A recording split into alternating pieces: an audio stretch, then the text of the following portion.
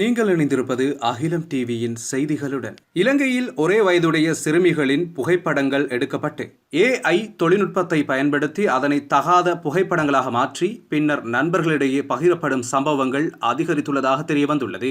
இதுகுறித்து தேசிய சிறுவர் பாதுகாப்பு அதிகார சபைக்கு அதிகளவான முறைப்பாடுகள் கிடைத்துள்ளதாக தெரிவிக்கப்படுகிறது.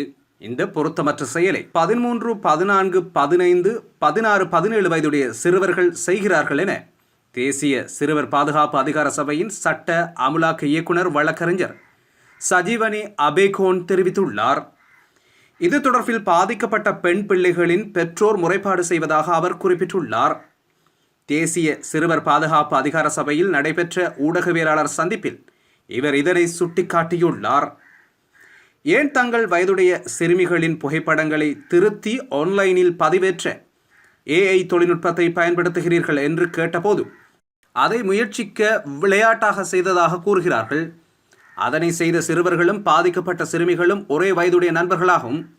இவை அந்த சிறுமிகளுக்கு தெரியாமல் AI தொழில்நுட்பத்தை பயன்படுத்தி செய்யும் மோசமான செயல் என அவர்கள் மேலும் தெரிவித்துள்ளனர். தொடர்ச்சியாக செய்திகளை அறிந்து கொள்ள அகிலம் டிவியுடன் இணைந்திருங்கள்.